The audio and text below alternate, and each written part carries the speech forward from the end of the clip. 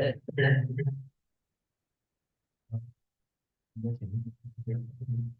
and welcome everyone to our Youth Commission Return Training on.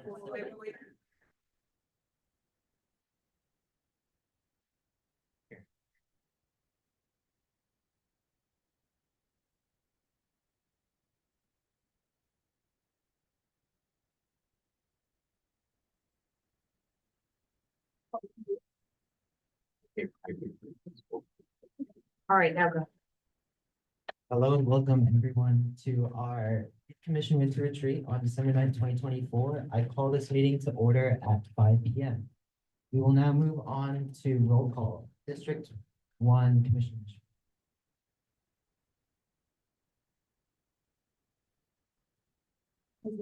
District 2 Commissioner Pradeep Kumar. District 3 Commissioner Sanchez. District 4 Commissioner Arroyo. District 5 Commissioner Liu. District 6 Commissioner Bansal. District 7 Commissioner Vu. District 8 Commissioner Gonzalez Munoz. District 9 Commissioner Singh. District 10 present, citywide Commissioner Kuczynski. Okay, so now that we have quorum, we'll move on to item 2 consent calendar. Do we have a motion to approve the consent calendar? Commissioner Vu approves the consent calendar. Any seconds? Commissioner Gonzalez, do you second that motion? All in favor, please say aye. Any nays? Any abstentions? Okay, the motion passes unanimously, so now we'll move on to item 3 public record. Do we have any members of the public? Do we have any public record or correspondence? We don't. Okay, we'll move on to item 4, open forum. Are there any members of the public who wish to speak on an item not on today's agenda? We don't. Okay, we'll then move on to item 5A, informational college and career pathways by Ms. Amanda Audi. Good evening, commissioners. Thank you for having me. All right, let's get it. You guys hear me okay? Yeah. Thank you, my name for the, what you told us. Yeah.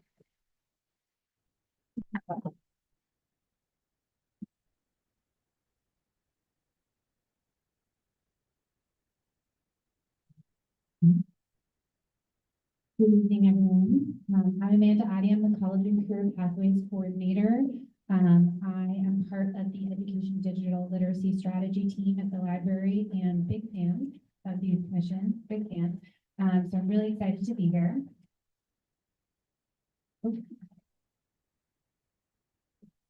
So this is the first of multiple reports that I will be making around the college and career pathway status in the next few months. I do really want to acknowledge to the support from the College and Career Pathways Ad Hoc Committee, who I met with last month and helped sort of me think about how to present this information to you and frame the discussion. So thank you very much, Ad Hoc Committee members.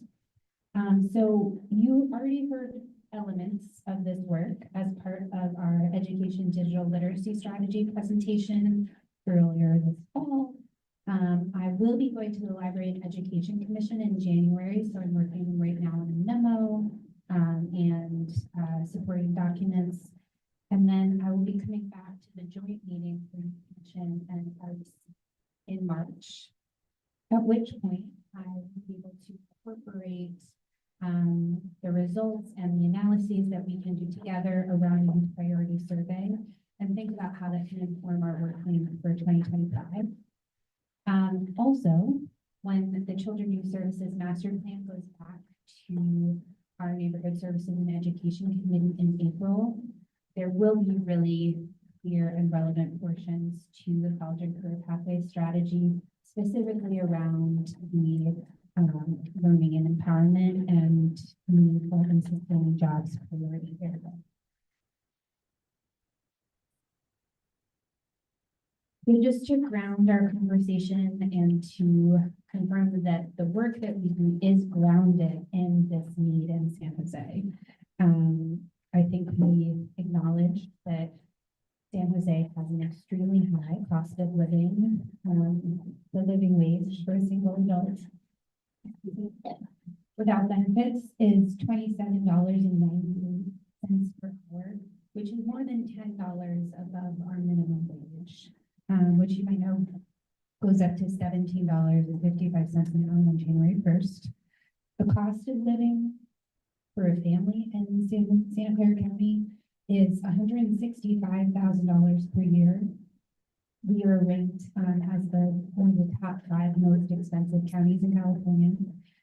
And I believe I brought this to you last year, but United Way shared a report in 2023 highlighting the fact that San Jose has the highest rate of youth homelessness nationally.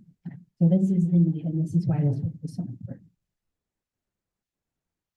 The ad hoc committee requested that I give you a little bit more visualizations to help sort of illustrate aspects of this work and the need.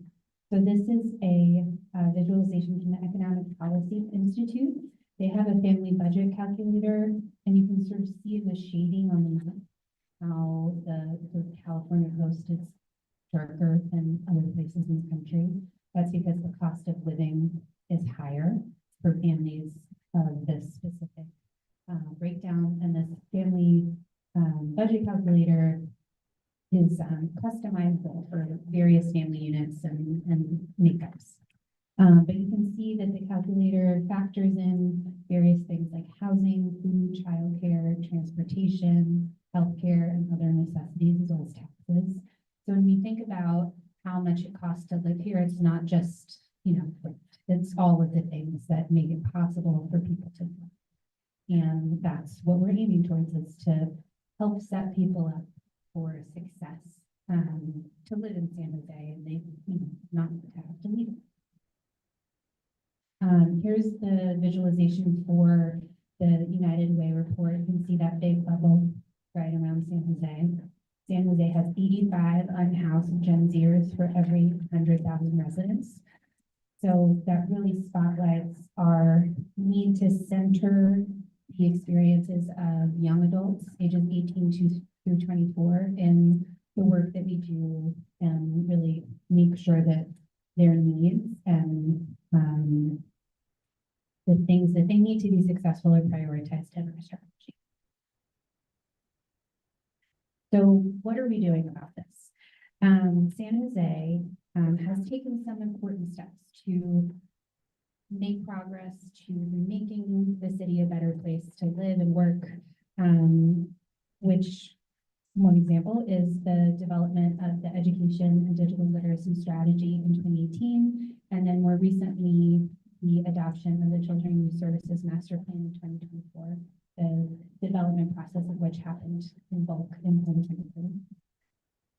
Our focus as a city is to, continuously improve what we offer around programs and services along the continuum of care from cradle to career. I'm sure you've heard that word a lot in the last year, given your work to support the development of the master plan.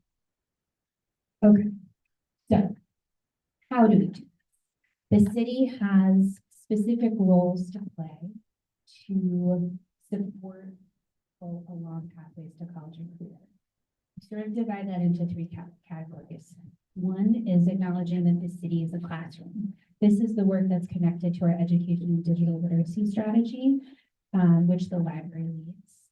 And all of the work we do around the implementation of quality standards, and coordinated continuous improvement happen in this role around city as a classroom, a place where people can learn and work and develop and grow. Another role that the city has is as an employer, creating actual specific opportunities for workforce development, and supporting people to get employed by the city directly or through grant programs funded by others, but facilitated by the city. So all of our strategies to build those opportunities and specifically make sure that they're available for target populations is another role within the strategy. And then another one is being the community connector. So the city working across different departments and units, through, groups like the San Jose Youth Empowerment Alliance and the master plan process, to make sure that people can find what they need. If the city is not the direct provider, it doesn't mean that the resource is not available, but they might need help navigating to those services and know that.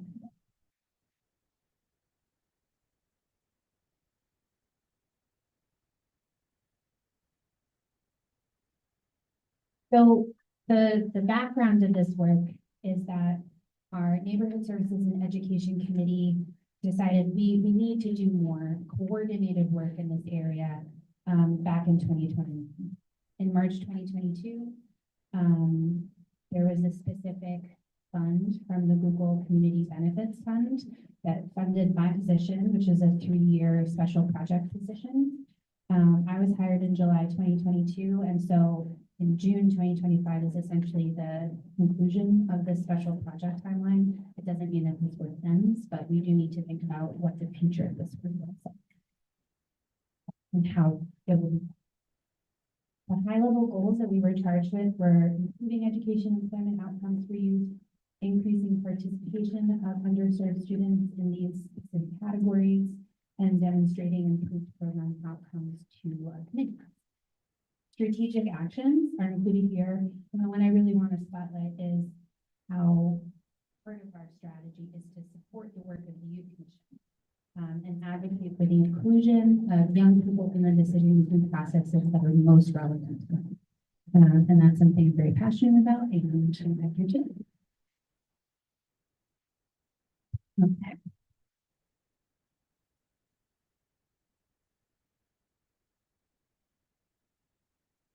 So this slide shows the different college and career programs that we offer at the city in 3 categories. Many of them are offered directly through the library. I directly manage 3 of these programs, Resilience for Learning Pathway, SJPL Works, and Career Online High School. And then we also have specific prioritized programs across city departments. San Jose Works is one. My colleague Anthony Kiwi is here to talk about San Jose Works as well. And then we also have city-funded grants that fund programs in this area. And if they're using city funds, they also need to be aligned with our standards. So they are also assessed through this process. And based on feedback from the ad hoc committee, what I'm working on right now is creating specific data sheets for all of these programs that will give a high level overview of the program, information about the participants that they serve, information about why it matters. And then the ad hoc committee was really clear that we want to see more stories, like testimonials from participants that help demonstrate from a qualitative perspective why these programs matter and why we should continue to invest. Also charged to tell you a little bit more about the San Jose Works coordination. So we can talk about this more in our discussion, but just a high level overview of the way that the San Jose program works, and Anthony, jump in if I'm saying anything incorrect, is there are sort of 2 versions of the program. Subsidized program, where the city pays for young people's salary. And then there's another program, the unsubsidized program, where the employer pays directly. For the subsidized program, young people are referred to the program through the San Jose Youth Empowerment Alliance and other key partners like the Opportunity Youth Academy, and they're placed in specific work experiences. What they do is, so the San Jose Youth Empowerment Alliance will refer the young people to SJ Works. The SJ Works team provides all of the coordination, professional development, job coaching to make the program actually run. And then they work together to also place them in specific city departments. So like the San Jose Public Library hosts San Jose Works interns. We had, I think, over 30 this summer. So that's sort of how it works. And it's one of our better models for how we work across multiple teams and programs to make a program. These are the high level goals. Again, I didn't mention earlier that the slide is required, so just saying, high level goals and strategy, very important. But I'll skip it. I also wanted to walk you through a little bit, and I think I'm running too long, let me catch on. But one of the things that we're doing is trying to envision pipelines of opportunity for people in the city. So thinking about how they get connected to the city as a support system, and then how we can work together across programs and departments to move them through into high-level job opportunities. So here's an example from SJ Works, where you have a young person connected through a best-funded agency program, referred to SJ Works for a summer internship. Maybe when they're in SJ Works, they realize that they really like working for the city. And there's elements of the public service work that feels really meaningful and helps them think about what they want to do in the future. And so when they're eligible, they can, they might be referred by their SJ Works mentors to apply for Resilience Corps. And from Resilience Corps, potentially to a city internship, eventually getting a city job.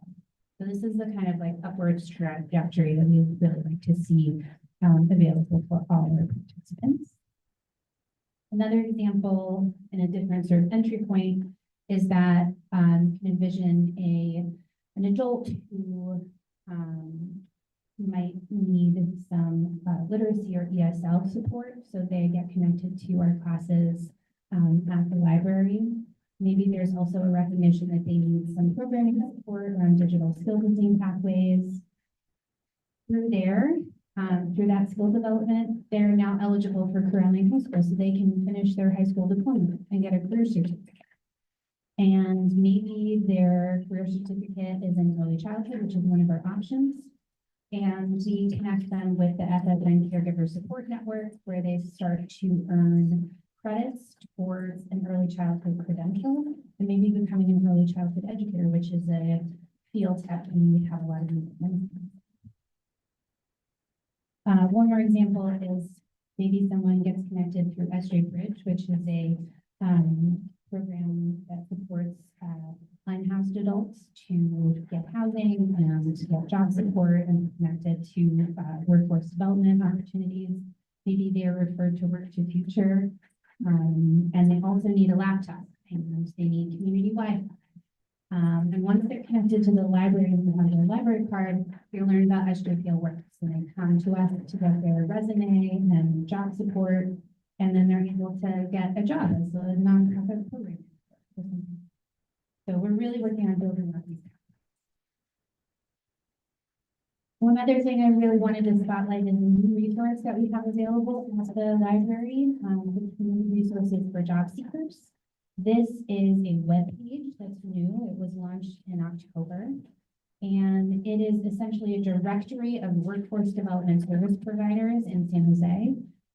Our SJPL Works team curates this list and makes sure that the information is accessible to community members and people who need job support, and it helps them find the specific type of support they need, whether it's offered directly through us as SJPL Works or by one of our programs. And the cool thing about this is that it was developed based on a call to action from the youth. And if you were in Youth Commission last year, you probably heard me talk about Youth Forum, which was a meeting series between 2022 and 2023 that brought together workforce development program providers and young people with lived experience. And we identified specific actionable solutions that we'd like to see implemented in the city. One of them was connecting the ecosystem of supports. And this resource is a direct response to that call to action. So check that, tell your friends.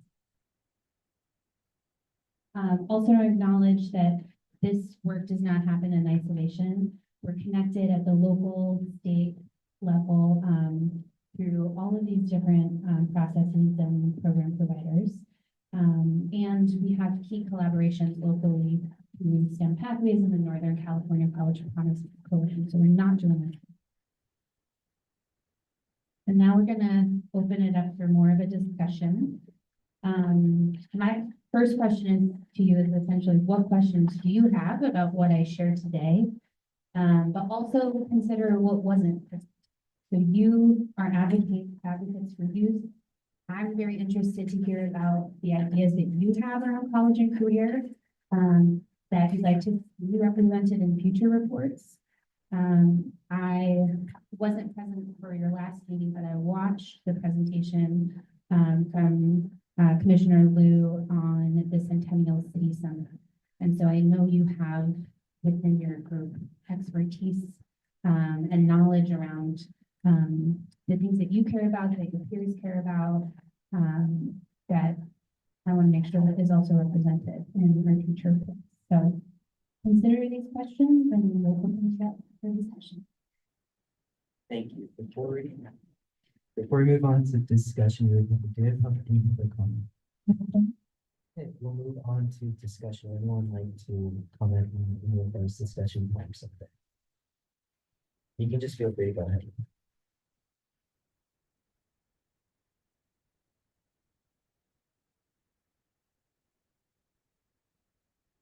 Thank you so much for your presentation.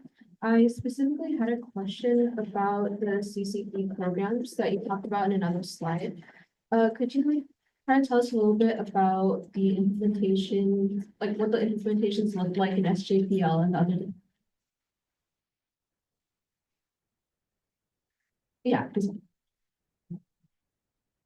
So the implementation of the program varies across the board. That's one of the things that's sort of challenging about trying to give you sort of a really comprehensive, specific data-driven overview at the like college and career supported strategy level, is that they are mostly very unique. So I oversee 3 programs and we implemented these programs very differently. Career Online High School is funded through the California State Library. So we have funding for scholarships, and our role as a library is to help community members identify if they're a good fit for this program, like if they're going to be successful. Mostly because it's all online and it's all in English. So like who can access this program and be able to complete it within the sort of time frame that is offered through the scholarship. That's our role, is to sort of guide them through that process. And that was established in 2016 because of a grant from the California State. SJPL Works, which is our career and business center on the third floor, on the second floor, third floor. That was developed also initially through some grant funding, but now is, you know, a standing center. Our staff is generally funded, and it's part of the library's strategy to support small business development. And then Resilient Core is funded through a grant from California Volunteers Office. It's a state grant program, and it's part of the. So that's just 3. And then, you know, San Jose Works is generally funded, but there are other aspects of Lift to Future that are federally and state funded through a different funding structure. So you're probably not asking about funding, but like how do we implement funding? Is really based on the lead department initially. Now that we have a structure for more coordinated supporting access, new programs like our city manager's office is developing an electrician apprenticeship program. That is a multi-departmental sort of approach and strategy. They're designing it together. They're talking to people in the industry. They're sharing information with others of us who might not have electricians staffed at the library, but we do have electrician job opportunities in 4 other departments. So there's awareness and collaboration around also development. So that's sort of answer the question. Thank you.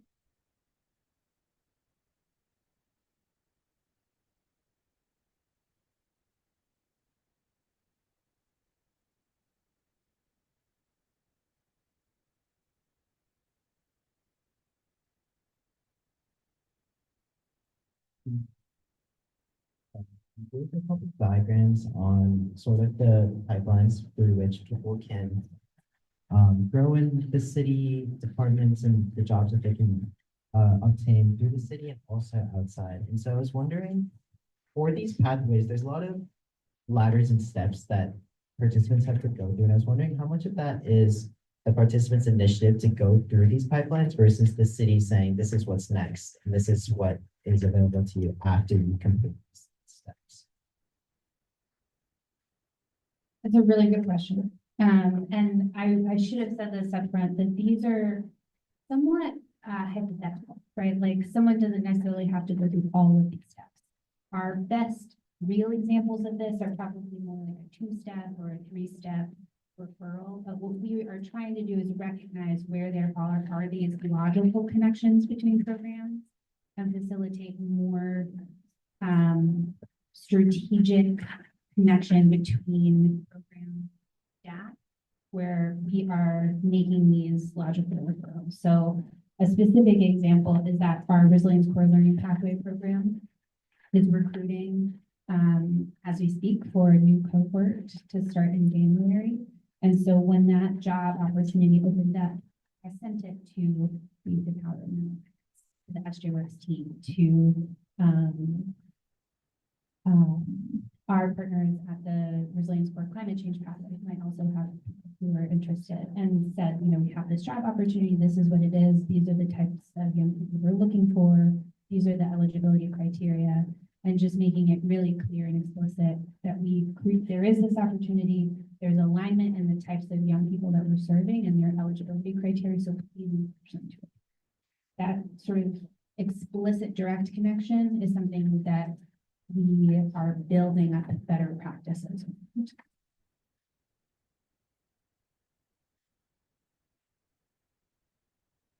Okay. I had 2 quick questions. The first one was about the website that you launched in October. Have you seen any progress from that so far, or is it too early to say anything's happening? It's a good question. We haven't done the web page analytics in the past 2 months because it is pretty new. But what we did is we went through different sort of testing cycles with it to try to understand if it is designed and sort of the user need. So one of the things that we did is we have a link system at the library where we organize different types of programs.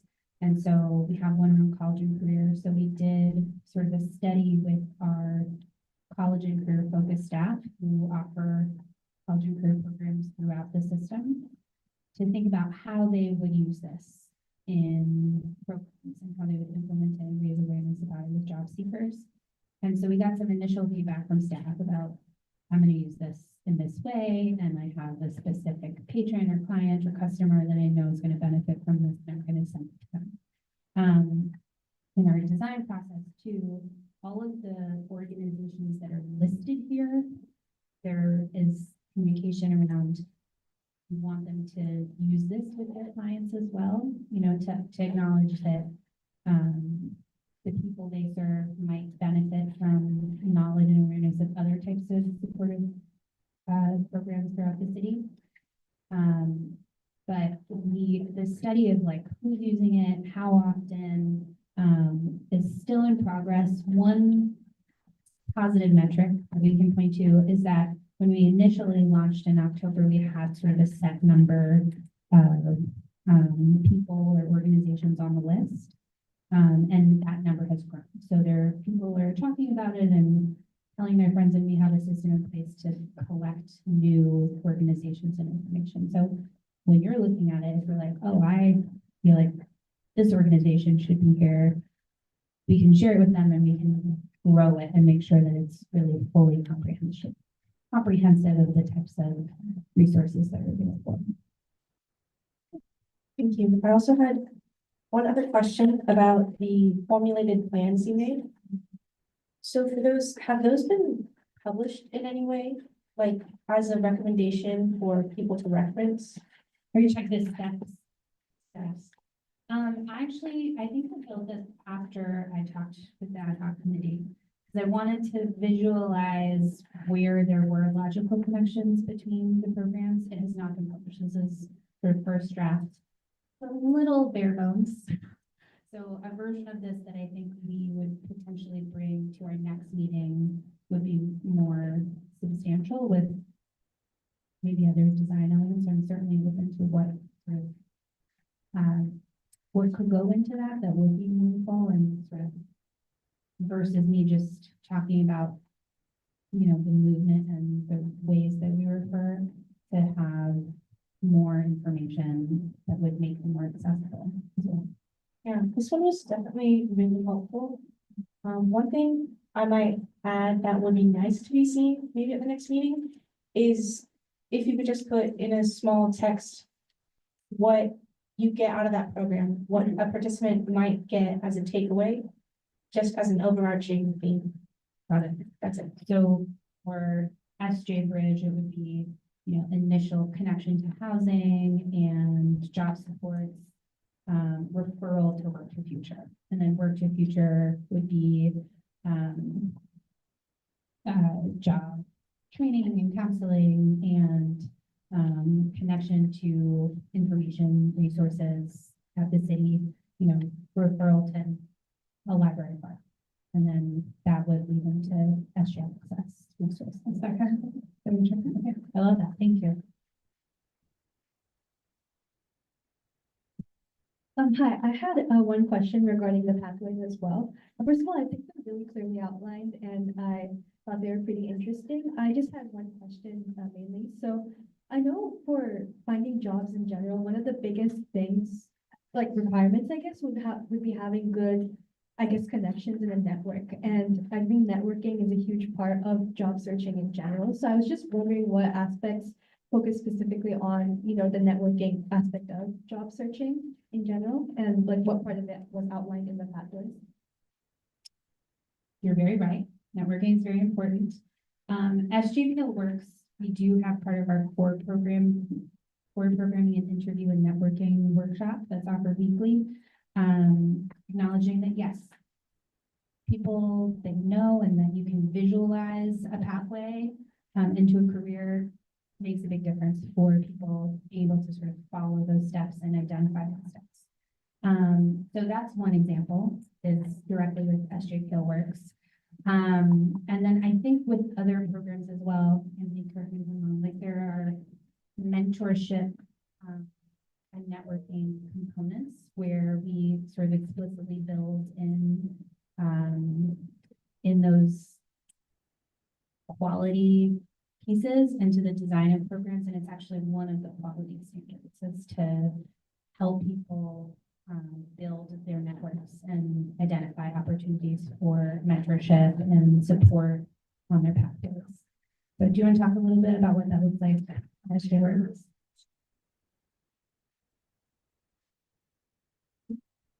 So, good evening, everybody. Yeah, so in terms of the networking piece of it, San Jose Works itself has implemented a mentorship program for our participants. And it's specifically set up for setting up your foundation for your network itself. And it just really depends on the mentors themselves who are coming in to participate in that. And we found that it's really effective in the sense of you get your one-on-one portion of the mentorship and we bring everybody together in a group. And we always encourage the youth that participate and also the mentors to start really thinking through the end of the program. What is it going to look like afterwards? How do I establish a network for my mentee, such as yourself, so that when you're at college, you come back, you're looking for work, you can reach out to that group.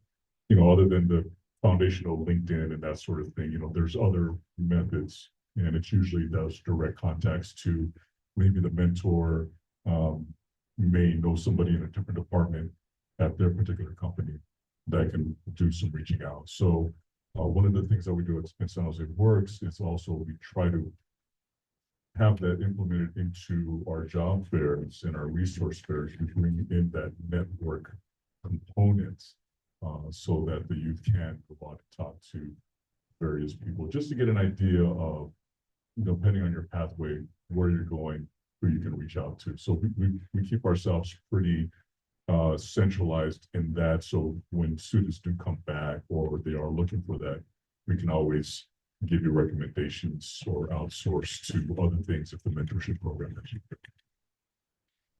Thank you.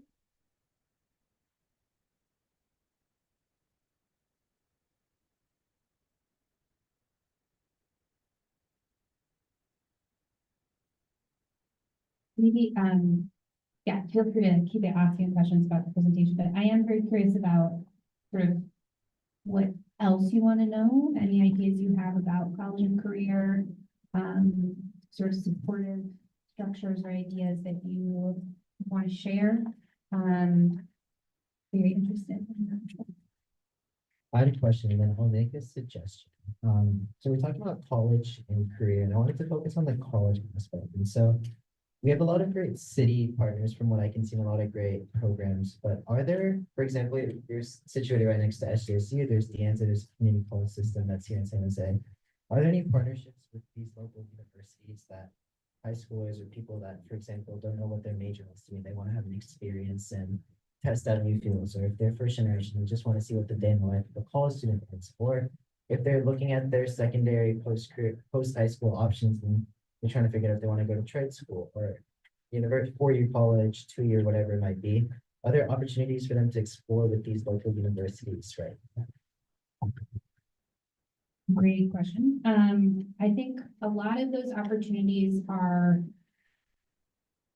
not necessarily, but potentially strategically designed to be offered directly through our public school system, because that ensures that everybody has access to those types of resources and information. Not just young people who are taking the initiative to come to the library or, community center, or sign up for a program that could facilitate that. But where there are gaps in what your education system is offering, that's where the city can really come in and do additional supports. So things that we do at the library in particular are, we do have a partnership with some of our community colleges that offer programs at branches and virtually, like how to get ahead with community college, or how to write a great college essay. We have like free vendors and partners in the community that provide that type of programming.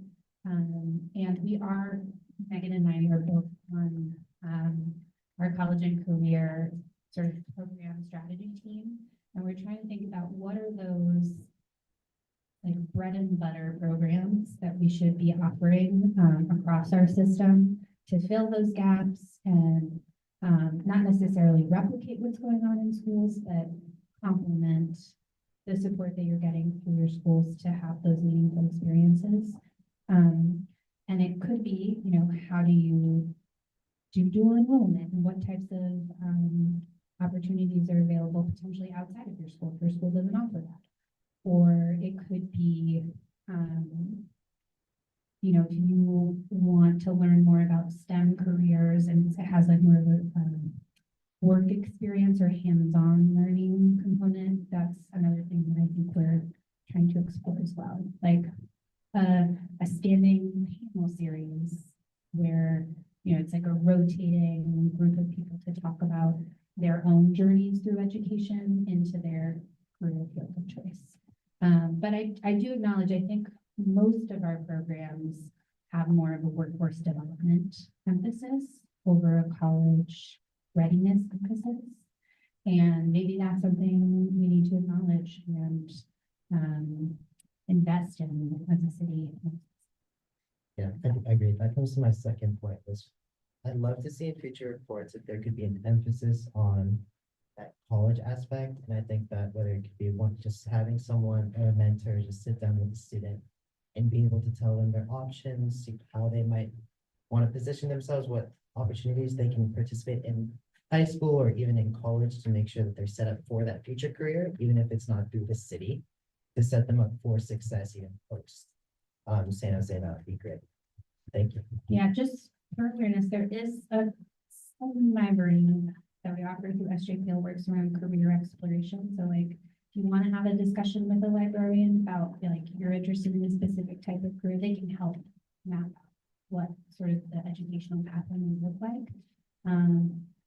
But I think that there are versions of that where if you have more of like a near peer mentor, that might be more meaningful. So our Resilience Core program, that youth service core program that's funded at the city, there are two pathways right now. We have one that places young people in STEM learning, one in climate change, work experiences. We're piloting one that'll be more focused on computer science, the library, but I think we can also envision a version of that program that is more college counseling or education pathway counseling, where we place people with tools to offer that type of service in the city. That's more like a outside the box idea, but acknowledging what you're saying, that we could be doing more in that space in particular.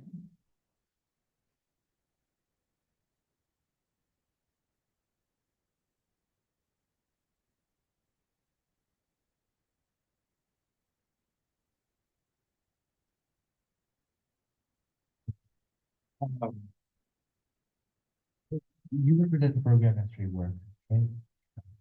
Then I'll target my questions and I'll broaden it, I promise. At Street Work, what's the, when the program is reaching out to community and looking for participants, is there a certain number of participants that is your goal?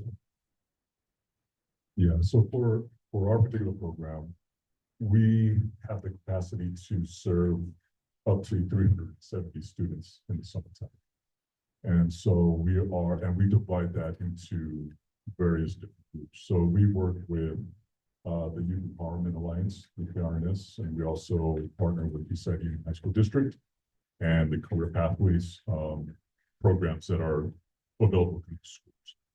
And so we pretty much divide that up 50-50 each summer, so that we have the opportunity to serve as many youth as possible, as diverse as possible within a short period of time. And so one of the things that we need to do is we have to be very strategic about this, because as a business developer, I'm out in the communities talking to companies, hiring managers, and that sort of thing. And usually the foundation of it is which companies, employers are willing to take on high school youth. And so that's where the start of the conversation goes. And so many times there's an influx. Each year is different. Some years I have youth that are doing a lot of computer science stuff. There's other years where I'll have students that are doing manufacturing, advanced manufacturing, marketing, you know, the various career pathways that are available, also some of the city stuff that goes on. So it's really kind of predicated on which organizations are participating each summer that will allow our team to go out to the schools, to the Youth Empowerment Alliance, and market to specific groups of youth to participate in the program that summer. So that's where our challenge always comes into play, because we try to make it as diverse as possible, but it really does depend on the workforce itself. So 370, that's the capacity. Has the program ever met that capacity, and that we can't take on any more young people? Yeah, so it's pretty much every year. This program's been in place for 10 years. And so we always exceed that number in terms of how many youth sign up for it. And so we always have a waiting list. And each year we have a waiting list. So we do go back to that waiting list each summer as well to see who's on that list, what is their career pathway, what is their interest. And we start to reach out to those folks and let them know this is what's coming up. Are you interested? That way we know how many spots we're going to have available for the remainder of the year. So it's pretty much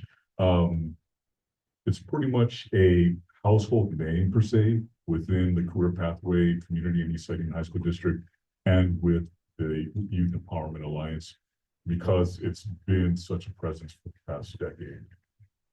Yeah, thank you for that. And I want to broaden this discussion. I want to hear what my youth commissioner thinks about my thoughts, on this. I think it's right in that we focus on our most vulnerable populations in terms of helping support them through this cradle and career system to basically have them set up for life, right? I'm wondering if, and maybe it'll come better in this example. Let's say that there are two pools of students. There's a humanities focused block, and then there's a STEM focused block.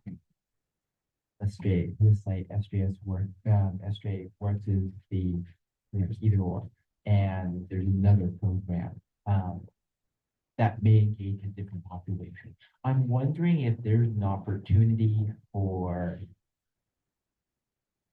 the SJ Works program, maybe this is something you can speak on based on what you've seen. If there's an opportunity to interact beyond the program itself, to interact with, SJ Works is targeting a very specific population. I'm wondering if there's an opportunity for the participants in the SJ Works program to interact with peers who may have more advantages. And I think that, in a sense, I think that helps improve understanding, not only across socioeconomic bounds, cultural too. But I'm wondering if you see that opportunity, and you see that benefit in engaging the targeted SJ Works population with peers who may see career and education in very different light. Yeah, no, absolutely. I mean, that's sort of become a natural progression in the program that we've seen. That's why we also implemented the mentorship program as well. And what we try to do as we are leading up to the summertime is to bring as many groups of youth together in terms of doing our, what we call work readiness training.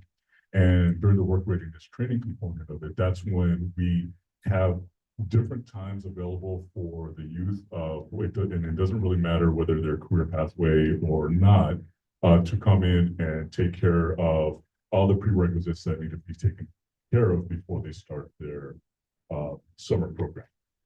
And so that also goes with the mentorship program, where we do our group mentorship meetings, and we invite the mentors and the mentees to come together, whether we're in person or online, and to have conversation with each other to learn from one another. And so in the past, we've been able to bring the entire group together. That hasn't been possible the past few years. We're trying to get back into that. And so that's been one of the other things that's been missing that we really enjoy, is bringing the different groups of kids together, so that not necessarily for them to interact with each other fully, which of course we encourage it, but so that they can see the different perspectives and get an idea, or maybe a friend of a friend knows so-and-so, and they go and have that conversation with them because they're taking part in our program.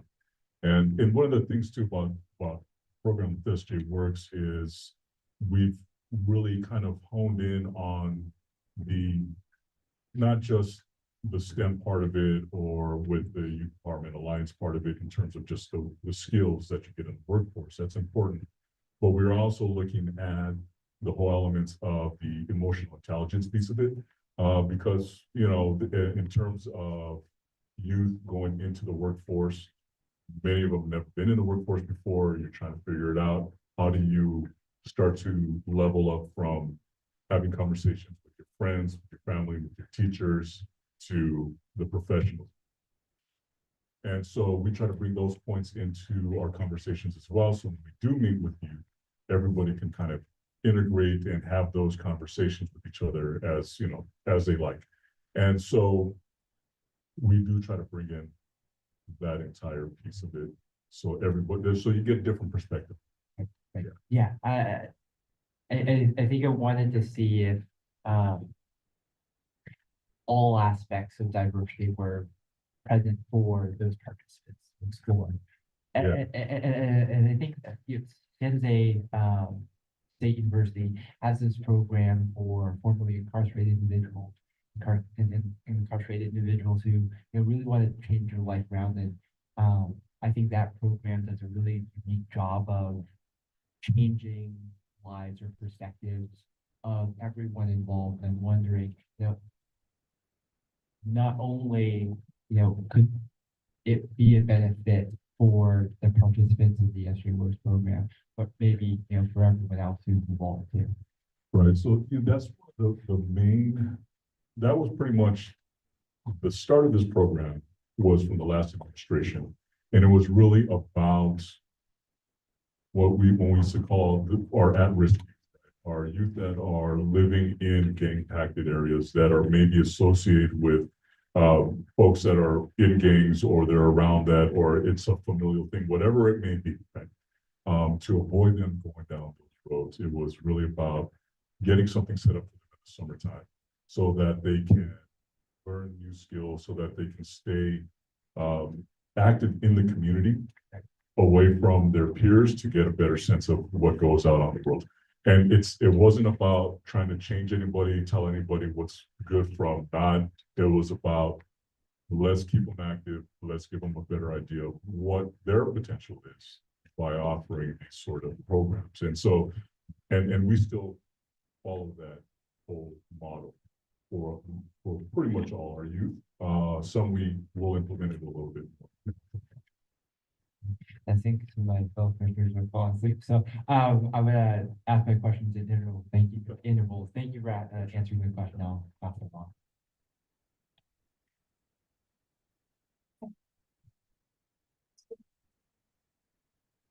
I also had a question regarding that program. So have you always cut it off at 370 participants for all 10 years it's been in service, or have you tried to expand? And if you did expand, what were the setbacks and restrictions that made you choose to keep it at 370? Yeah, so that's something that we have no control over. We are a generally funded program through the city of San Jose. And so we've been allotted a certain amount of funds each summer. And so we always have to look at where our funds are, you know, allocated to, right? Because we pay, so we need to look at payroll. We need to look at the payroll for our job coaches, but also for all the youth that are working for us. And so until our general funding expands, then we can expand. When we first started the program, it was a rather large program. We were working countywide. There was a little bit more funding involved at that time because we were doing a lot of different grant fundraising and that sort of thing. So we were bringing in money aside from what the city was allotting us.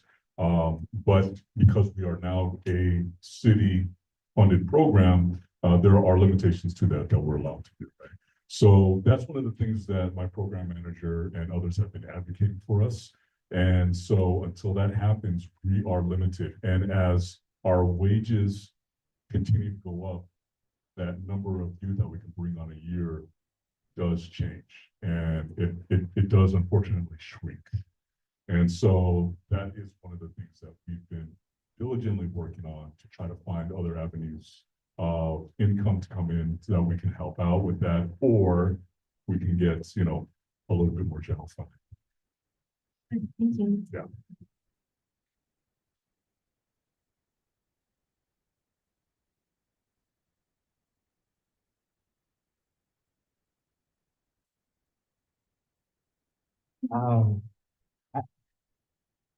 I, SBCTE. Yeah, have you heard of that? I think it's a great program that provides that foundational pillar. I think I see that in SJ Works too, where the program provides the foundation for young people to excel beyond what the program is. I feel like there's a disconnect between SVCTE graduates and connecting them onto work experience. I feel like when they graduate out that door and they know that a four-year education may not be what they want to pursue. From what I've seen, from what our counselors could provide, it's like, hey, let's apply to another trades program, or let's go directly to work because someone in the family is already in that business I'm there to support. I'm wondering if there's an opportunity for the city to collaborate closer with schools in that respect, to where that education that is provided in schools already can just lead to an automatic career path. And it's a free for all. This connects very closely with the conversation we had a master plan meeting last week. Part of the Meaningful Sustaining Jobs Working Group, and that was one of the things we talked about. It's like, how do we create essentially job guarantees post some type of education? So like if you go through SJ Works and you do the 6-week summer experience, 6 weeks summer experience, that essentially will qualify you to get a city internship when you're in college, something like that, where there's sort of next step guarantee of additional support post program, which could be true for like an SVCT grad as well. Like you go through, complete your coursework in high school, and you go through the HVAC program, you're going to get an HVAC apprenticeship, right? Those pipelines of opportunity are not as clearly built, to your point, as they could be. And I do think that there is a point of advocacy as a city that we could help push that. So that role of like the city as a community connector, really doing the work to identify and inventory where there are next step opportunities. I spoke very explicitly and narrowly about like in city opportunities, but it doesn't necessarily have to be that way either, right? Like for resilience core, it might be a positive outcome for them to get a city job after they finish the resilience core program, but really we're happy even for them to get any type of job. That's a positive outcome. And so the ways that we support them in the program, develop those, and Anthony talked about this, like those workforce ready skills that are transferable, that help them, and employers recognize the value of their work and the relevance of their work to make them eligible for a next step. But I hear what you're saying, and I do think that there's something that we can potentially do from a point of advocacy of the city, and then also model it within our. And walking through the whole school, we see those pieces of a pipeline there. We just need someone that I think connects all of those pieces together. Okay, going on to your timeline, so in this process, and I know you outlined some dates and years to where we are. Where are we in the process of developing this strategy? I think we are ready to begin that tactical implementation element of it in coordination with the work that's going on with the master. So I think that what we're doing in that Meaningful Sustaining Jobs Working Group, for instance, is identifying the specific objectives, key results, and strategies that we want to prioritize the city in coordination with our community partners. To say these are the steps we're taking, these are the specific metrics that we want to see change as a result of this work. In some ways, we've done a lot of work in those 3 years to set us up for success. So one of our high-level goals is to improve the accessibility of programs for specific high-need youth populations. And so, developing and expanding the Resilience Core program is a positive example of the work that we've been doing in that area. But in terms of like, where are we now? We've identified all the programs. We are getting ready to do reporting that shows where there are specific metrics that we'll report on year after year and be able to compare them to each other. That was a lot of work as part of the quality standards implementation piece, but now we're set up for not just replication, but continuous improvement through those efforts. So I think when we come back to you in March, you know, essentially be at the end of this 3-year mark, what we want to be able to do is really outline what that tactical implementation next step is. So the strategy is envisioned within the master plan, for creating that meaningful and sustaining jobs category.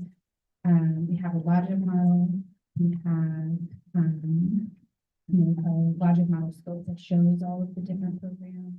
Now, where do we go? And maybe also see this. I think what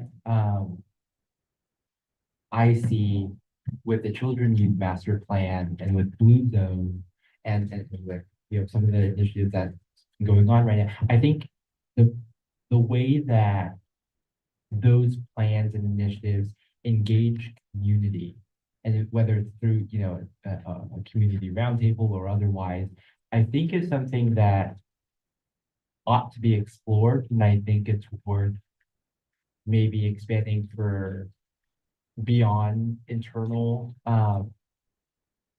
staff and people to say like, hey, you know, we talk about connecting communities.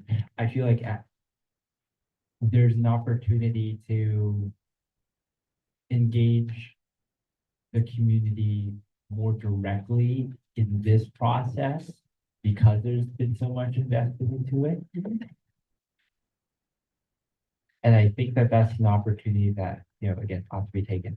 We got the second part of what I was going to say. So I will be quiet now. No, I just want to acknowledge that. I completely agree with you. Community engagement ongoing is an important part of the strategy. We have some positive examples from that in the last 3 years with the work around the youth forum, engagement with you all, trying to make sure that we are aligned with the use of data where you all lead the participation research to identify what those youth priorities are. And then it's our responsibility as city staff to put those recommendations. And it sounds like we're, you know, going towards the end of that drafting and starting to be implementing. Do we still have time to engage in those conversations? Yeah, I don't see it as sort of a, here's the plan. And now we do the, we have work that's in progress. Where do we innovate and enhance and edit on an ongoing basis? So more of a continuous improvement implementation process versus a, here's the plan, because we have a plan, we can certainly. Now it's, here's like the actual work that happens under that high level strategy. Thank you.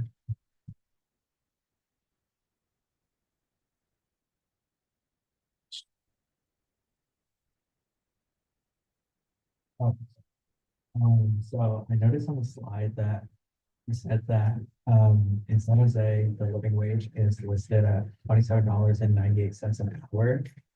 And I was wondering how these like internships and job placements are helping, like, are they like meeting this, or what is their approach to possibly meeting this threshold? Great question.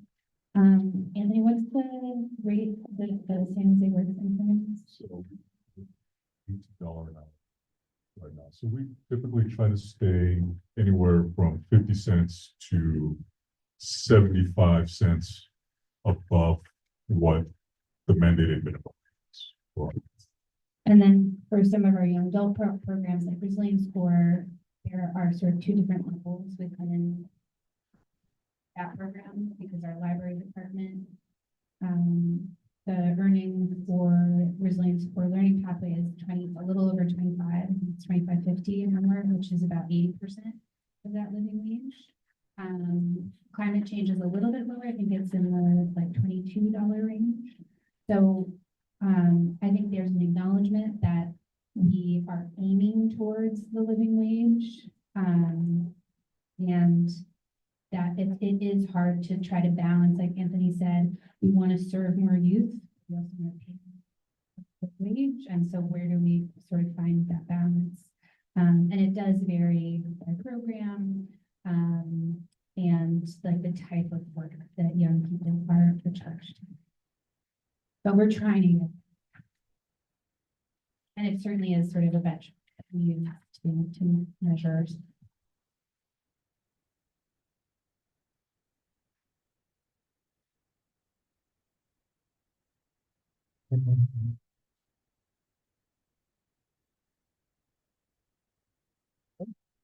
So much for your presentation.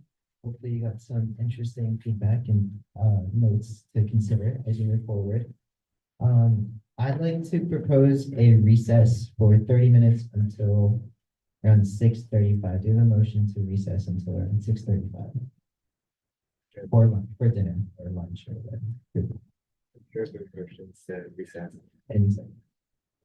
Second. All in favor, please say aye. Any opposed? Any abstentions? Okay, the motion passes unanimously and we will recess until 6:35.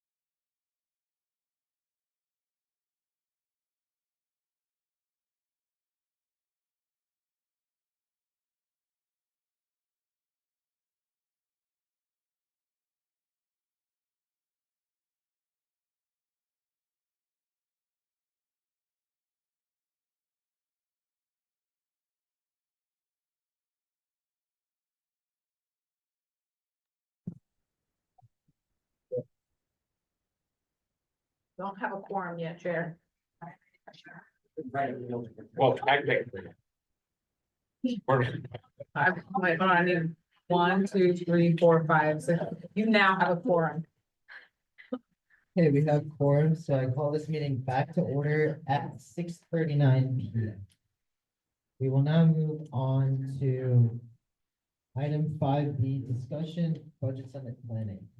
So in front of you, you guys should have received a packet titled San Jose Youth Commission Survey Analysis Report with deep data about the results of the survey that was sent out to analyze youth budget priorities and also the career and college readiness analysis.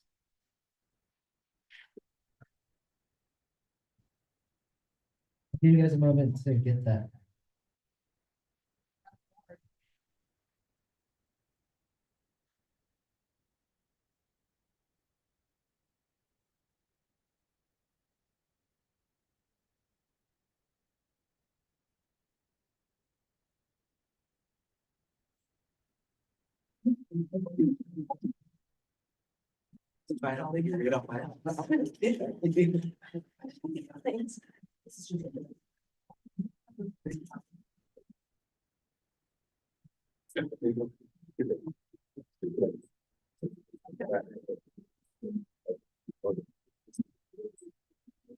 Okay, so to go over what the survey was about, the report and responses from the 2024 Youth Commission Youth and Young Adult Priority Survey, representing diverse youth perspectives across San Jose. The survey gathered input on critical issues affecting young people, their educational and career aspirations, and their engagement with local government. And so some key priority issues that we surveyed youth on were mental health and support resources, housing and homelessness, educational resources and career development, safety and violence prevention, and environmental/climate issues. So if you guys would like to take a moment to review what you had to say about those priority issues, please feel free to take a look for a couple minutes. Then we'll move on to the next section.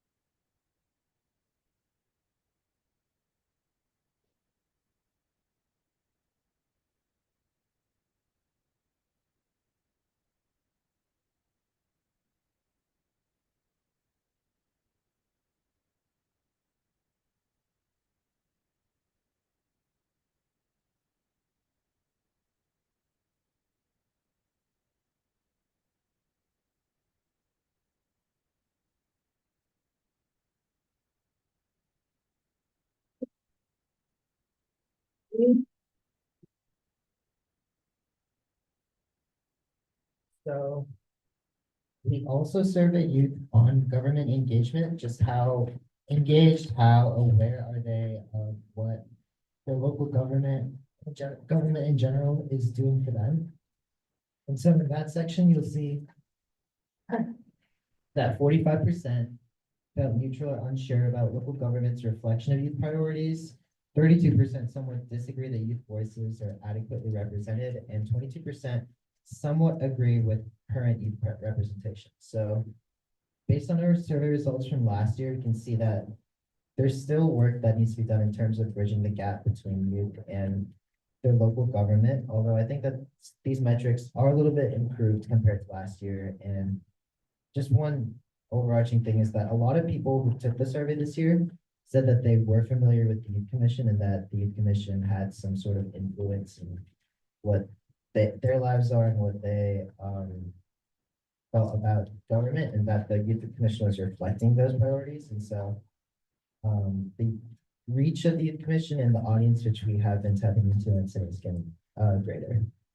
We also have the demographics of the people that responded to our survey is primarily 14 to 18-year-olds. And we asked for their education level, cultural background, and language that they spoke at. Okay, and so based on the results of the survey and what was feasible for the Youth Commission to do in terms of what aligned with our work plan and the things that we would be able to accomplish as a commission, there are some issues which are a little bit convoluted for us to tackle.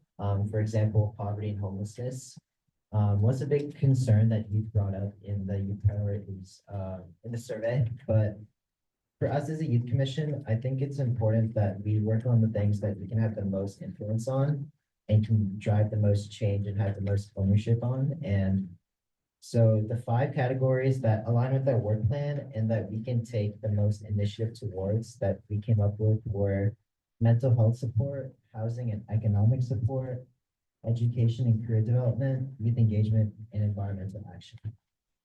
And so last year, what we did with the Youth Commission was we had, after the data was presented, which I'll go to in a little bit, we had youth commissioners pair up and they researched specific areas that related to last year's budget priorities and from that survey.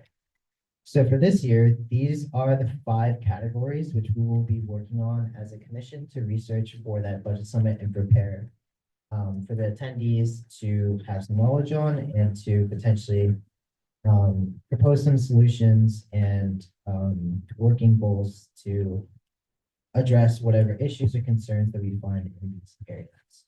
And so last year we split off into pairs. This year we'll be pretty much splitting off into pairs again. I've made a list of people that I think would work well. I tried to pair new commissioners with returning commissioners so that.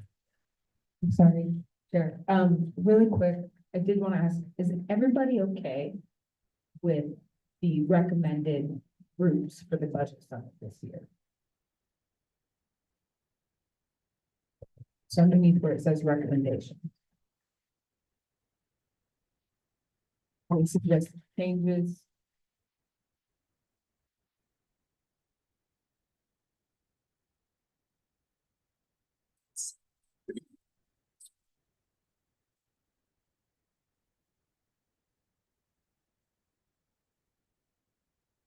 Because when I plugged this in, youth engagement popped out as a primary one.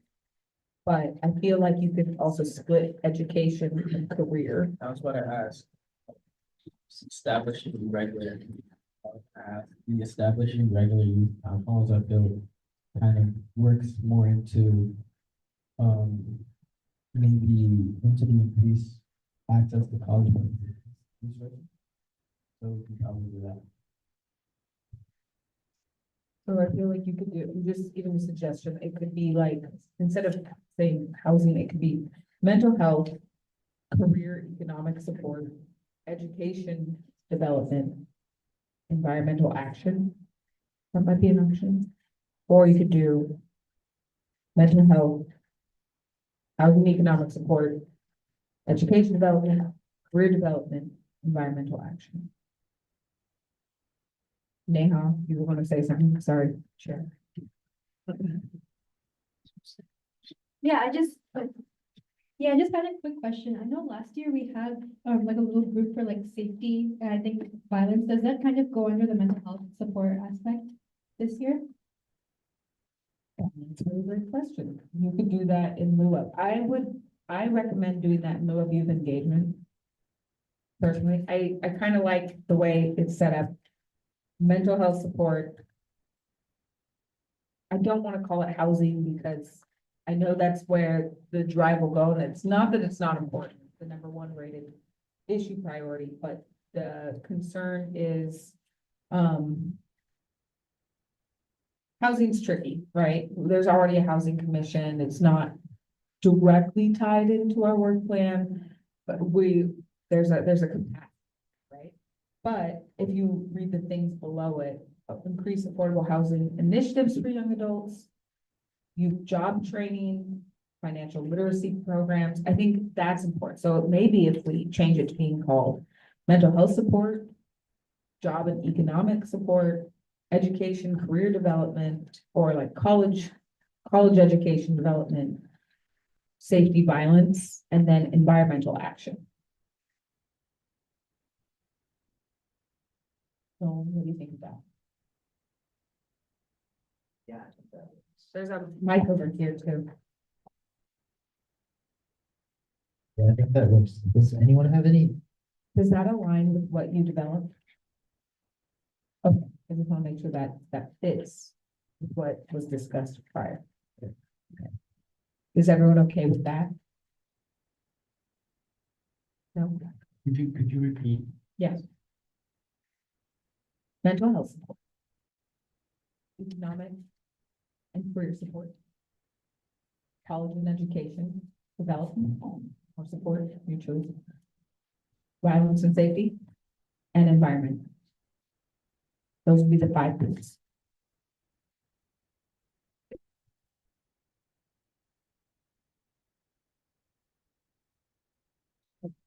Or we could call it secondary, not just college. Education post-secondary. Just call it education. So we'll do that. We'll do mental health, jobs, education, environment, and safety. But it gets one word.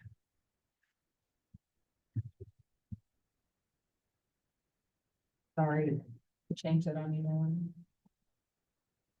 It's okay. Does anyone have any other changes that they'd like to make? Or groups or initiatives that they want to see? Research for the public side. Can we tie in like public transportation and infrastructure that up there?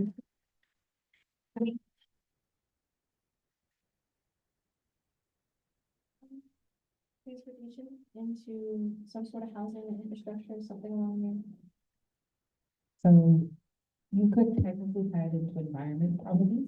You think about more opportunities to cycle, or you could tie it into safety if you think about safe passages to schools. There's ways to tie these things in there, and we understand that the way we breathe and where we live are the umbrellas by which these items sort of fall underneath. Those are large systemic issues that are a little bit tricky to tackle. A lot of transportation is at a county level, housing's a big thing, where these align a little bit closer to our current work plan. And all of those things are still relevant, and they are pieces to solving all of these issues or prioritizing. So that's a really good thing to bring up. I think we want to narrow the scope just a little bit more. Yes. Anyone else?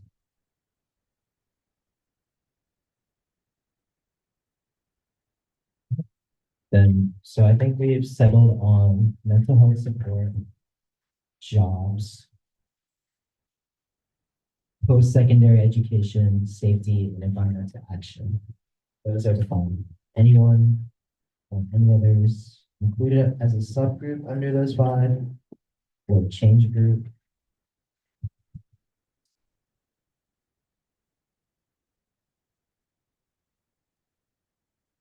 Also, housing. Housing is big. So housing is a piece of all of these, right? Right. But I think to focus on just housing, it's really tricky when we think about developing new and different policy things. I think when we draft the letter, sort of talking about the priority of housing, and that concern, how it affects all of these to youth to be successful in all of these areas. I think we can definitely talk about that being the number one priority as identified in the survey. But I think when it comes to developing ideas and policy and initiatives from the budget summit, housing is a really tricky one. There's a lot of moving pieces to it. And ultimately, it's not directly on our work plan this year. But I think it's always going to be included and mentioned and really kind of, it'll be something that guides that priority will guide a lot of the decisions that you guys develop at the budget summit using these identified 5 categories. Okay, all right. Good suggestion. Any other suggestions?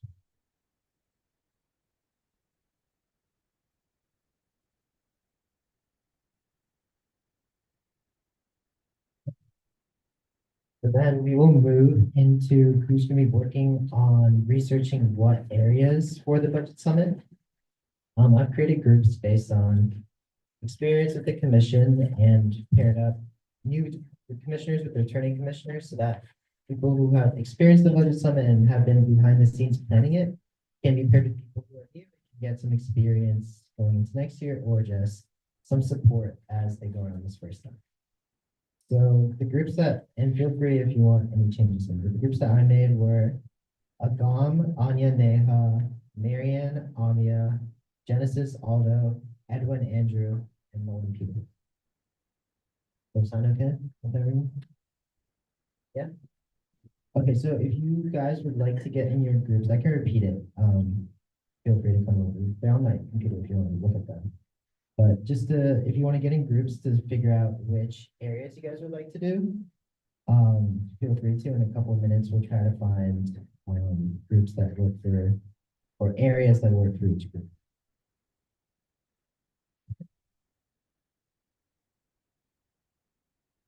You guys want me to read the groups again? Yeah.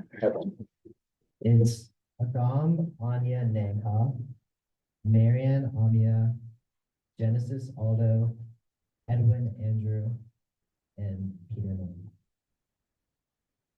You can decide for yourself, Aldo.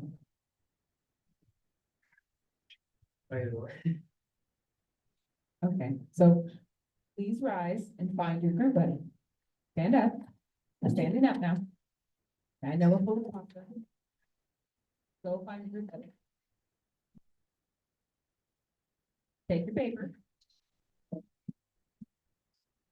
And with your group buddy, unless you don't have one, unless you are an island unto yourself, you figure out what thing you would like to research and lead as a subject area at the budget summit.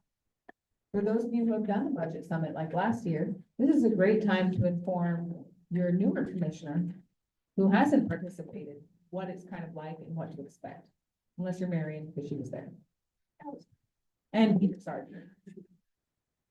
All right, breaking your roots. Although you can come over here. I think that's. This is like.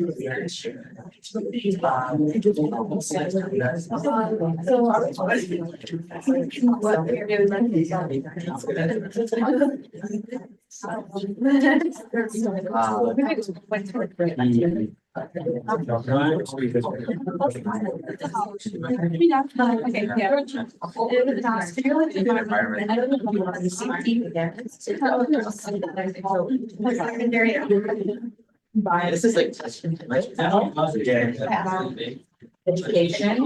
It's on. Wait, can you tell us that you like? So I was gonna support. Then the second one became. And the third one became. No, I think. And then environment. Wait,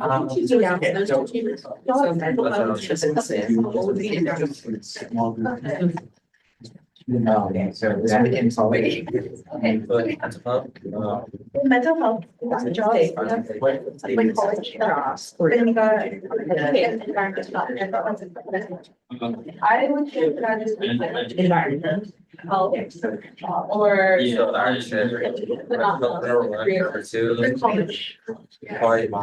Secondary education. Jobs. And that's like. But also the phones ask you what the new categories are. Don't give a dark. Everybody's gonna come back together, they're gonna say the numbers. Okay, so let's just go. Okay. Then. I think there's a lot of people, I think, throughout the survey and all. Said like it was important, so I thought. Or like. Yeah. So the next thing is. Like, I thought also like. Services. Okay. Use specific devices and intervention. Support.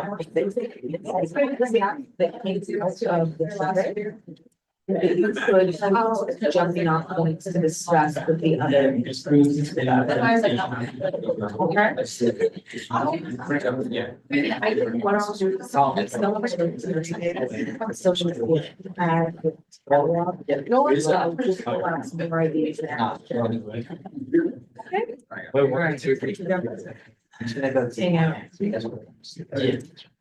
Wait, what are you guys doing? Putting a virus on his computer? Secondary. Oh, shoot. Didn't respect.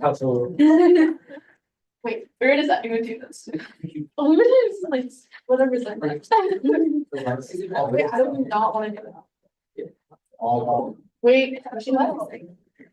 It's like. All right. What do you think? Okay, let's do it. Okay. Yeah. That's your.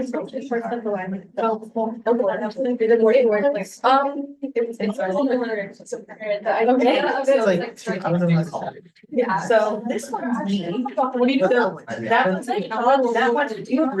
That one's so. Yeah. Well, just. With the career aspect of it more than. No, I didn't. It's like, it's my. It's. Okay. No, I lied. It's. Wait, no, we didn't. How many responses? Oh, we have 400 and I just pulled it up. No, last year, yeah. If we-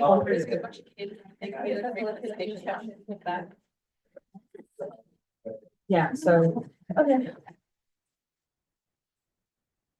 Well, let's, if everybody's decided, let's go. Did you guys get your top three? Pick the top three.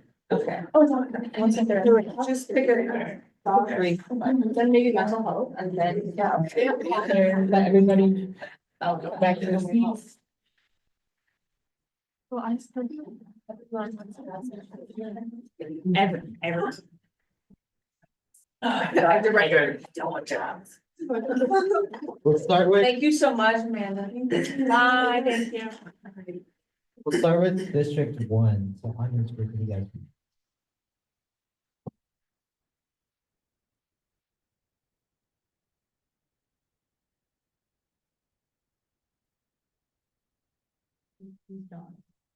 Okay.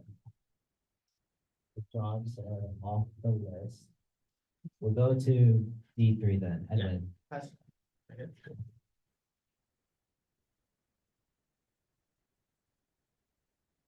The first option was environment. Environment is. Then we'll go to. We'll go to D4. He Yeah. can apply himself. D4, although. Our first pick was, mental health. Okay. Then we move on to D6. Yeah, Oh. so we have safety. Safety. No. No, it's not, sorry. Why, hold on. It's not. you guys want safety? Okay. Then, I think we are left with college, post-secondary education. Does that, can everyone take note of their areas so we don't forget? Did everybody get a first or second choice? Yeah. Yes? Yeah. No, Peter? No, it's okay. What would, wait, what was your guys' first choice? Environment. Oh. Yeah, going in order no matter what. You guys are 3 and 5 and there's 7 and, oh, I'm so sorry. It's okay. It's okay. Education's a good one. I didn't It's like. probably one I can help contribute the most to. Does everyone know what group they're doing?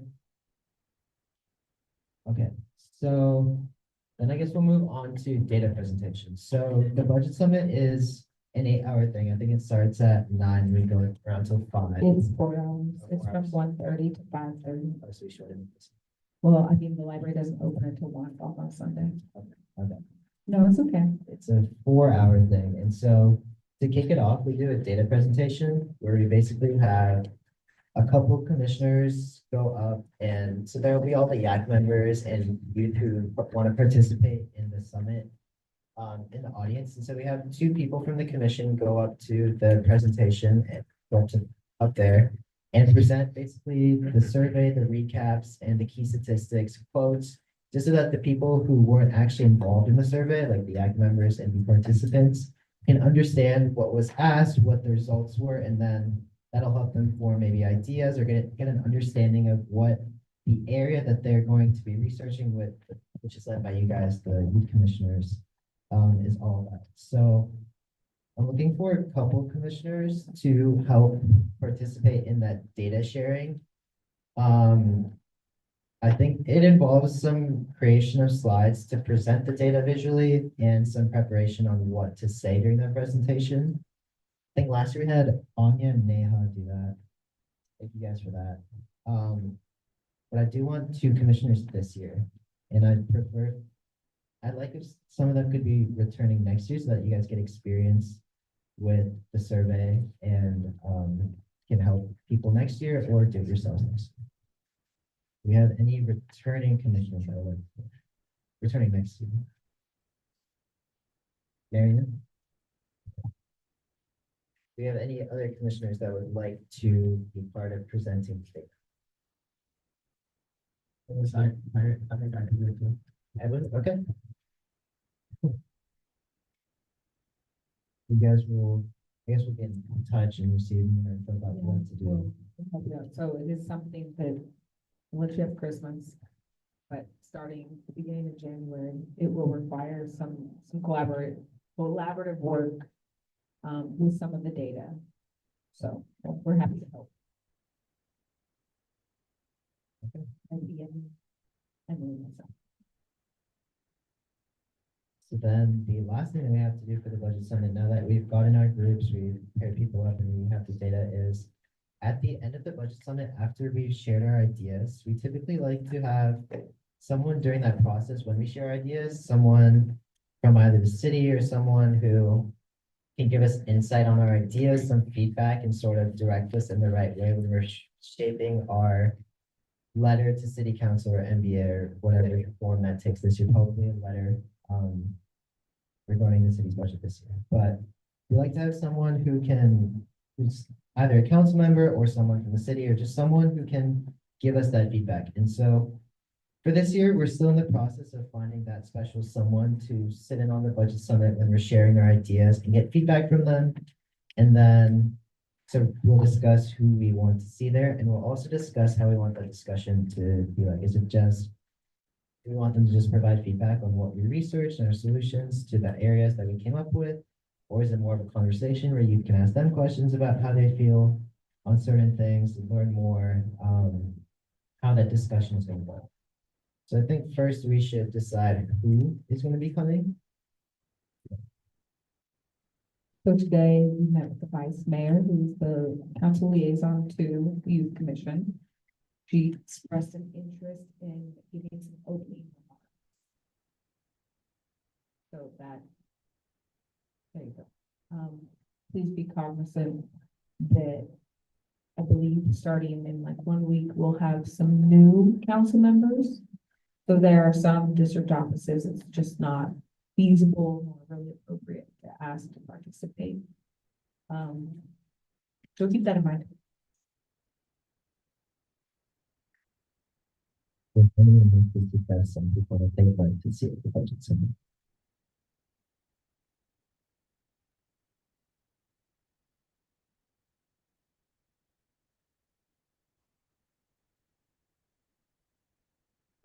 I think last year we had Councilmember Code.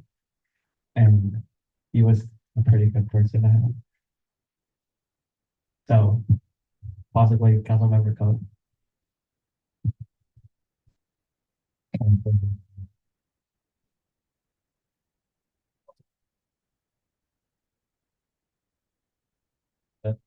Councilor Domingo Candelas.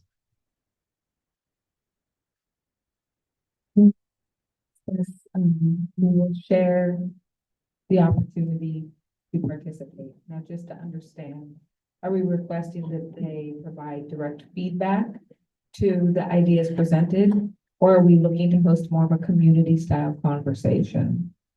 Just so when we connect with their schedulers and the ask, we can be very clear about the expectations.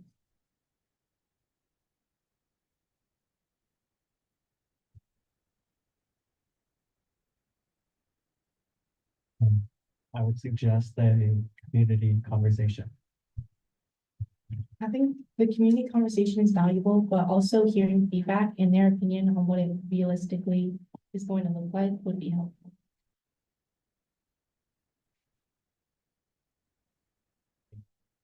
I think the community, because then we could basically all talk about it. So it would be multiple things.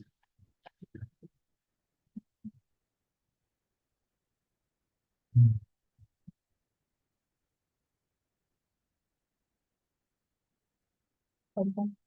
We will take next steps, to do that. With the caveat that the chair will lead the conversation. As he is going to lead the budget summit too.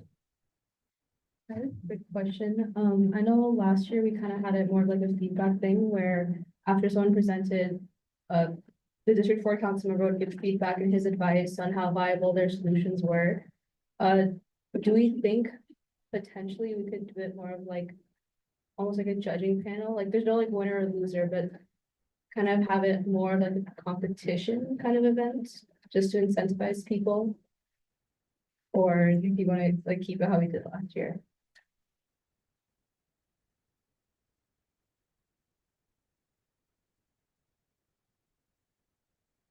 Just because the purpose of the budget summary is to go on board, and to- But if they need to do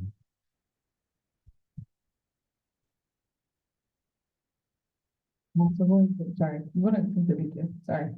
You're on here, right? I do agree. I think that's a really great idea, considering there's different priority area. This is done. Considering there's different priority areas.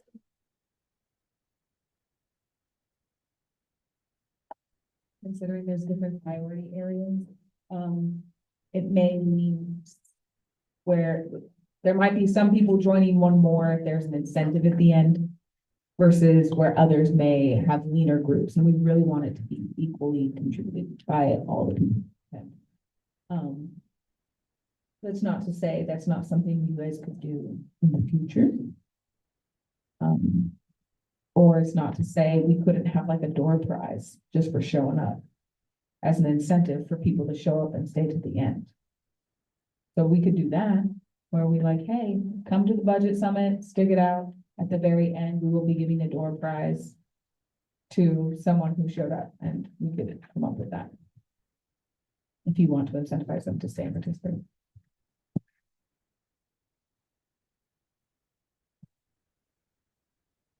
Okay, that's done, then it should be a doing competition, just because the purpose is to inform you and to involve in the process, and so I think heading into a competition wouldn't help us achieve the main goals,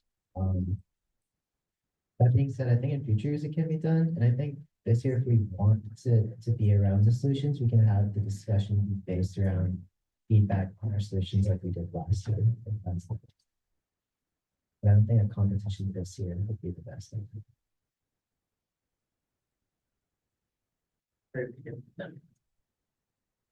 I basically said I'm. doing competitions. Let us see what we can do. We will connect, and since this happens before our next meeting, it'll be a surprise. Who shows up? But, yeah, we will connect with, council members. The reason why I'm saying the chair will be, because if there's a community conversation, there needs to be a leader in that conversation. So we don't have a direct ad hoc meeting for the budget summit this time. I'm just going to do it. The chair will open himself, I should say. Unless he wants to appoint someone else. We want to do with the council member comes from that district's and commissioner just leads it, or I think that's an excellent solution. if a council member comes, let's say Councilmember Ortiz comes, would you guys like the youth commissioner who represents that district to take the conversation? So in that case, it would be Andrew because he represents District 5 and the District 5 council member. Came. Or would you guys like the chair? Like to the best.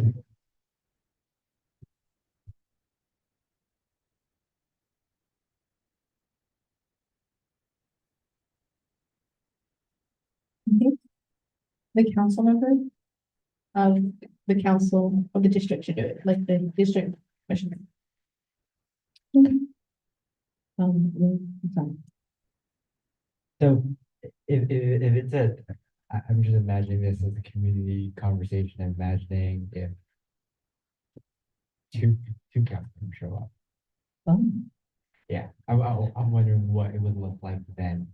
Would, Ideally, we'll have enough time to know those two council members will be showing up.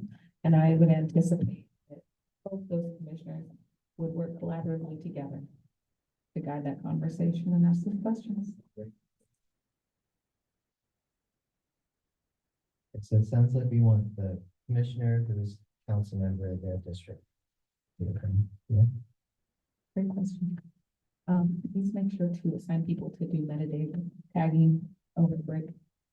Thank you. We need around at least 3, we'd love 5 probably to do data tagging. Basically, data tagging is going into the free response, basically the paragraph sections of the survey where people have written actual responses and basically categorize them. Let's say a person's talking about environment for a paragraph, talking about the environmental solutions, you tag that as environment. If there's multiple things that they mention in their paragraph, like public safety, environment, housing, you tag it public safety, environment, housing. But we need people to go into those free responses and actually read through them and see what the gist of it, what they're talking about is, so that we can get more solutions for people who are researching for the budget summit from actual survey responses and just some more data on what people are thinking about these priority areas. So does anyone have the time? It probably takes around 2 hours to do, so since we'll break it up between the people who tag, it will probably take 2 to 3 hours to tag your section. If anyone's just interested in tagging that survey, Marion, Neha, so that's 2. Peter, 3. 4.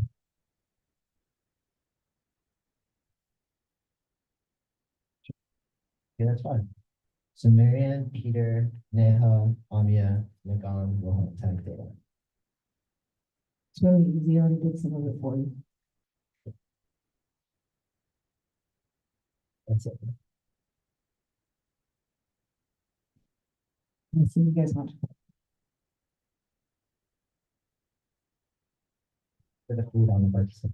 Budget summit, please. We want you. Sorry, not right now. Just say. No, at the budget summit is the consensus Chipotle. You like want Panda Express or something? Raising Cane's. What?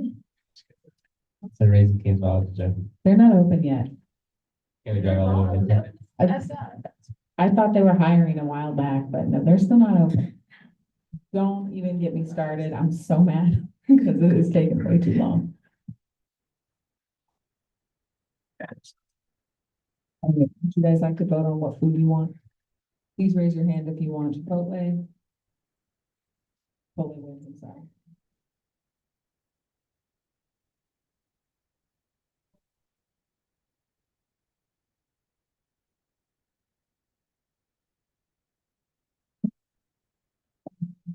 I'm gonna share about the survey.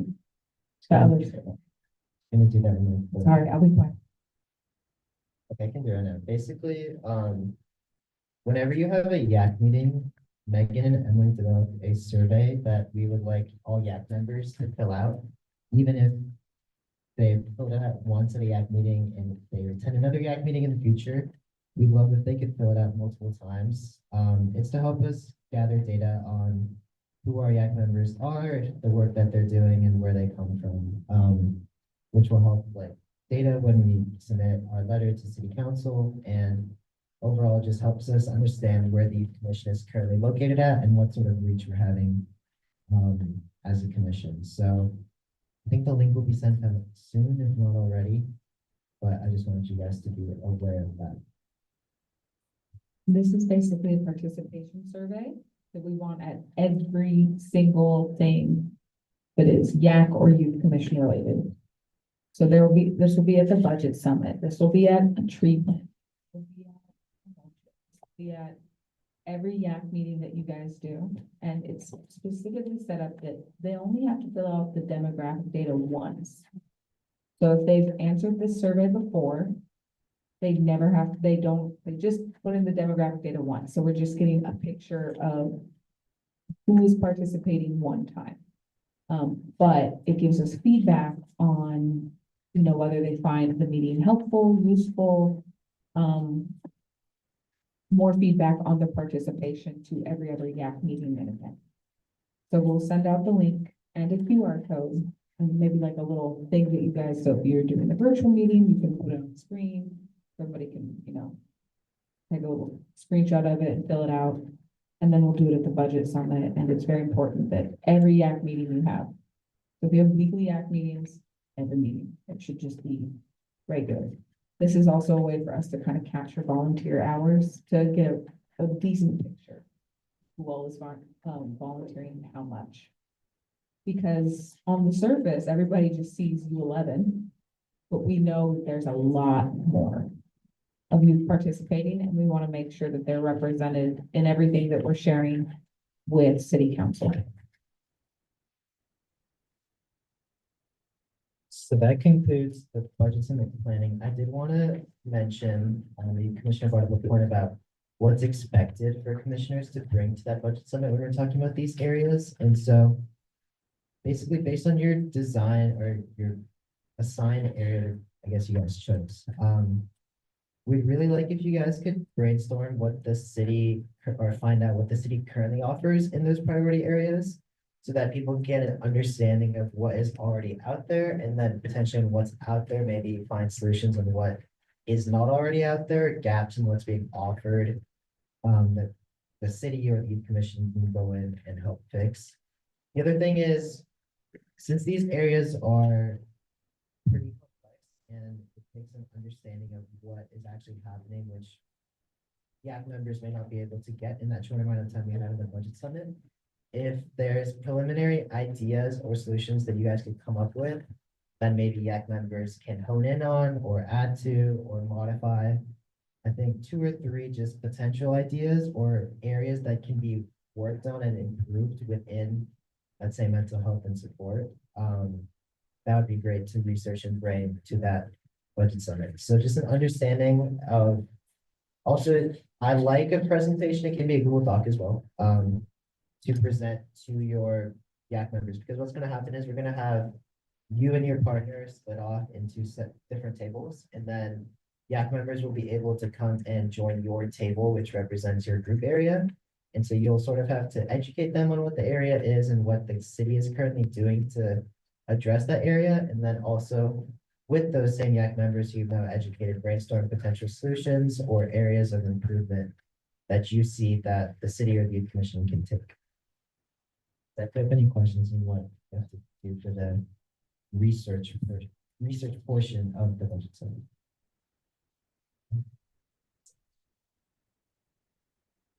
I think we can move on. We will now move on to, oh, do we have public comment? No, we don't. Here.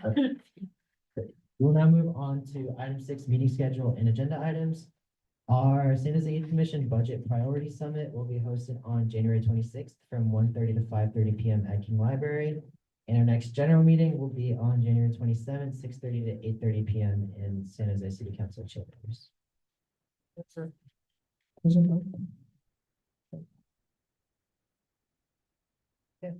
We will now move, Really quick, if you do have a project proposal, it needs to be turned in 2 weeks beforehand.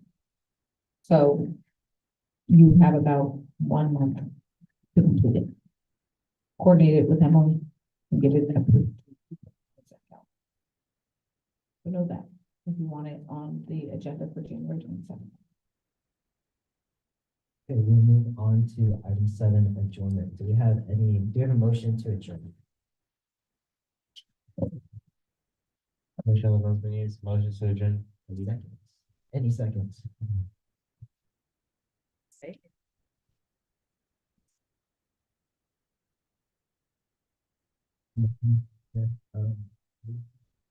Seconds, we're gonna be. All in favor, please say aye. Any opposed? No. Any abstentions? Motion passes unanimously. We are adjourned at 7:25 PM.